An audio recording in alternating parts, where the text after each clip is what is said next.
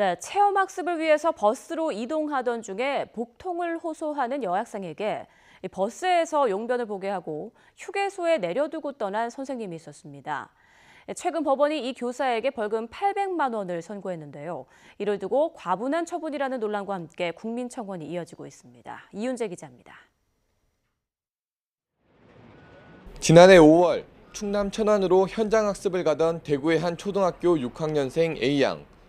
고속도로로 이동하던 중 장염 증상 때문에 배가 아파 화장실을 가고 싶다고 담임교사 55살 B씨에게 말했습니다. 하지만 B 교사는 고속도로 갓길에 버스를 세울 수 없다면서 버스 뒷좌석에서 용변을 보게 했고 가까운 휴게소에 들른 뒤 데리러 가겠다는 부모와의 통화 이후 A양을 휴게소에 혼자 두고 떠났습니다.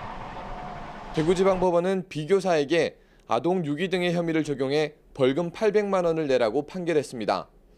A양을 안전한 장소로 인도하지 않고 A양의 어머니가 오기까지 1시간 동안 보호를 소홀히 했다는 이유였습니다. 판결이 나온 뒤 청와대 국민청원 게시판에는 판결을 비판하는 청원이 이어졌습니다. A양을 휴게소에 혼자 두라고 한 학부모를 처벌하고 판결을 내린 판사를 징계하라는 청원에는 6만 명이 넘게 참여했고 교사에게만 무한 책임을 강요하는 상황이라면 아예 체험학습이나 수학여행을 폐지하자는 청원에도 4만 명이 넘는 국민이 동의했습니다. 특히 비교사에게 아동학대 혐의를 적용해 형이 확정될 경우 다시 교단에 설 수 없게 되는 것은 불합리하다고 꼬집었습니다. 미흡한 점이 발생할 수도 있는데요.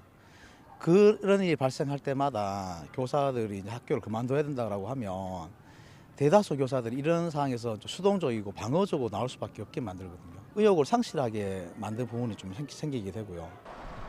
반면 보조교사가 함께 내려 A양을 보호하도록 하거나 휴게소에 설치된 보호소에 대기하도록 하는 등 좀 더 안전하게 보호할 수 있었던 상황을 따져보면 벌금형도 모자란다는 주장도 적지 않아 최종 판결이 나오기까지 논란은 이어질 것으로 보입니다. YTN 이윤재입니다.